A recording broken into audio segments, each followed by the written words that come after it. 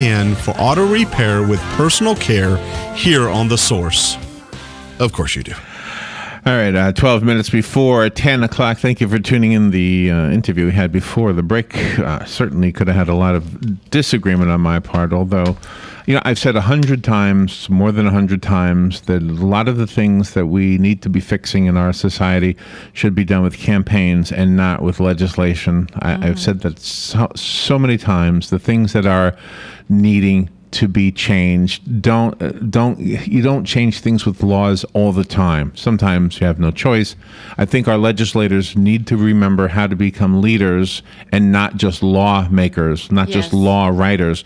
The greatest example of the right way to do it is with the no smoking campaigns.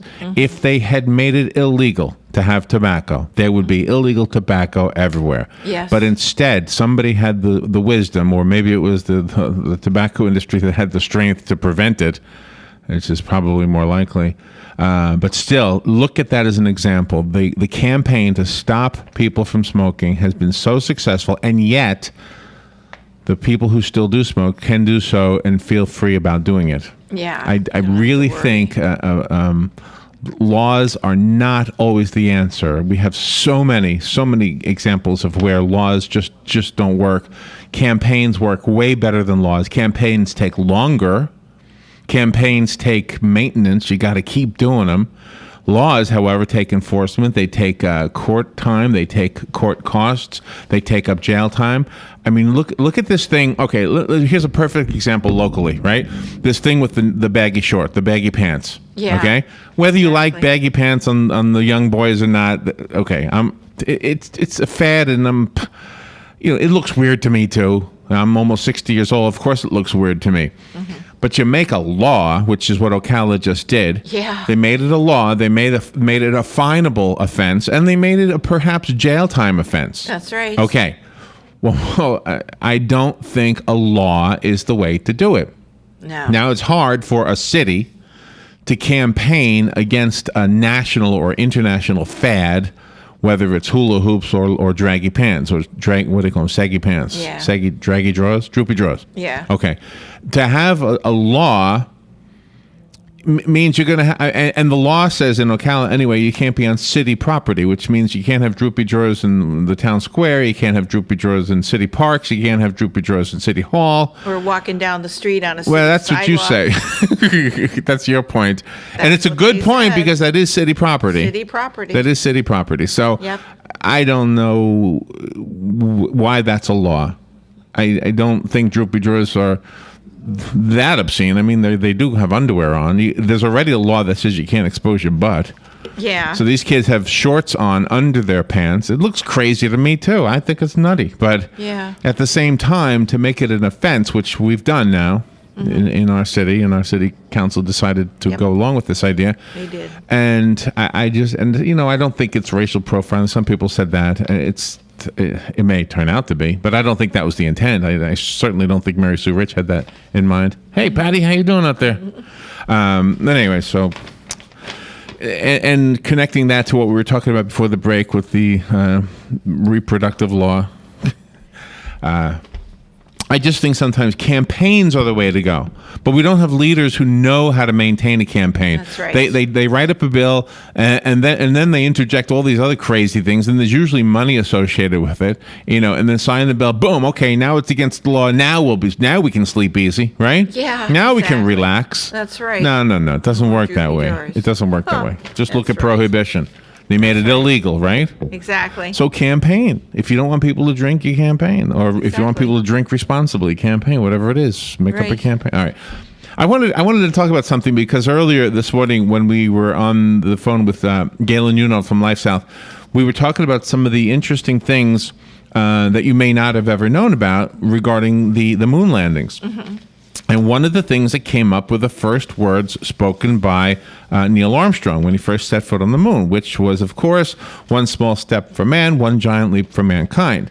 The word A, the one-letter word A, is an important word because without the word A, it would be redundant. That's one small step for man, which would mean all of mankind. one giant leap for mankind. So, but what Neil Armstrong meant, of course, the intent of what he said is what's important. And he said that's one small step for, and he says the static in the broadcast or the frequency, whatever, from the moon to here, somehow eliminated the word a, but he meant to say that's one small step for a man. Hey, the guy is doing something historic. Yeah. He's got a line that he, by the way, wrote, and I want to prove to you that he wrote it because some people called up earlier says, who wrote that actually? Yeah, right. Who wrote that? And I said, why wouldn't you give Neil Armstrong credit? Exactly. I do have the information on the evidence that he wrote this, by the way. So that's one small step for man or a man. That's one giant leap for mankind. All right. So here's what I wanted to tell you. There was an interview on BBC, on the British Broadcasting Corporation TV thing. They did a documentary, and they spoke to Neil Armstrong's younger brother, Dean. Are you ready for this? Yeah. In the interview, Dean said that Neil, his brother, tried the line out on him months before the flight, one night during a family visit when the two were playing the board game Risk. They were playing Risk. Neil and his brother Dean were playing Risk. And during the game, Dean says in the documentary on the BBC that Neil slipped him a piece of paper and he said, read this. And he did. Because the family knew Neil Armstrong had been the man selected to be the first man who would set foot on the moon. Okay. By the way, the reason this is in the news today is because on the 20th is the anniversary of the moon landing. Okay. Yeah, Sunday. On that piece of paper was this, according to Dean. That's one small step for a man, one giant leap for mankind. And then Neil said to Dean, what do you think about that? And Dean said, I think that's fabulous. And then Neil responded, I thought you might like that, but I wanted you to read it. In other words, everybody who says Neil Armstrong didn't write this,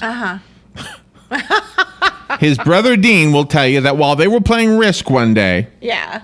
Neil had a little piece of paper and he had been thinking about this for months. What is he going to say when he first steps foot on the moon? Yeah. And contrary to what many people have suggested, he couldn't have written that. Why? Why?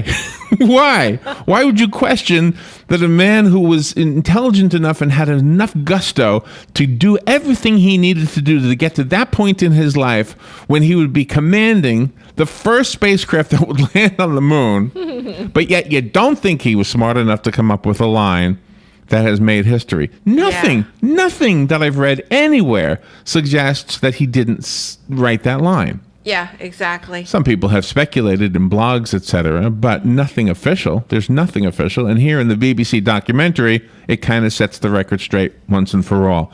The brother Dean Armstrong. He has Essex, Neil Armstrong does. He would have said if that wasn't his. So there you go. Just thought I would clear that up if there was any confusion at all. Yeah. No. And if you didn't hear the bit this morning, I wanted to can I recap what we said? Sure. First of all, the moon has a smell.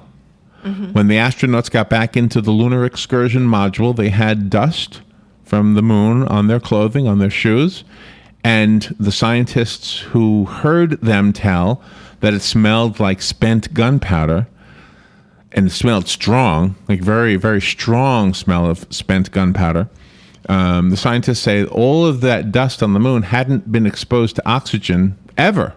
Yeah. And so when it entered into the capsule, not the capsule, but the LEM, the lunar excursion module, it released the smell. And all of the astronauts, whoever went to the moon, reported that it smelled like spent gunpowder. Yeah. So I just think that's fascinating that the moon technically has an odor, has a scent. I didn't realize that. This is so cool. The other thing was there was a few, and we didn't get to this when we were talking to Galen, so I wanted to squeeze it in right here. There's a few records I wanted to tell you about. Okay. Let's see. On the dress rehearsal, Apollo 10, which was not the one that landed, it was Apollo 11 that landed. Apollo 10 set a couple of records that have never been broken. First of all, in addition to having the coolest names for spaceships, they called their command module Charlie Brown. Yeah. They called their lunar module Snoopy. Yeah. Can you imagine if that was the one that landed on the moon first? Yeah, that would have been awesome. The 3 men who flew that mission are credited as being farther away from home than any human being had ever been, even since then. Eugene Cernan, Thomas Stafford, and John Young were more than 254,000 miles from Houston when they reached the far side of the moon. Because of the timing of their mission, the moon was at especially the far position from the Earth, and the planet's rotation had Houston on the opposite side of the Earth. So these two guys have or 3 guys rather, have the hold the record for being the farthest human beings ever away from home. That is cool. Even though the Apollo 13 crew technically went farther from the Earth's surface than anyone else, Apollo 10 had actually traveled a greater distance from where it started.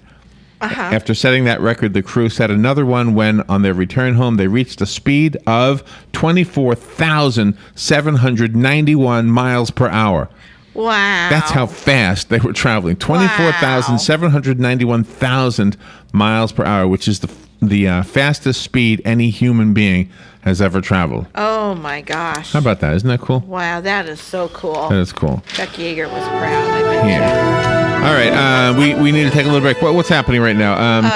Let's talk golf. Yes, with Jim Beckett. Jim Beckett is going to be here. And there was a golf ball on the moon, remember? Yes, there was. Remember the golf ball on the moon? Yes, Alan Shepard. All right, we will take a little break, and we'll be right back with Jim Beckett talking golf. This is a big day for golf, too, isn't it? Yes, it is. Tiger Huge. Woods is over in England or something? Yep. All right, we'll be right back. This is The Source, WOCA Ocala. Broadcasting from the Paddock Mall Studios, this is WOCA.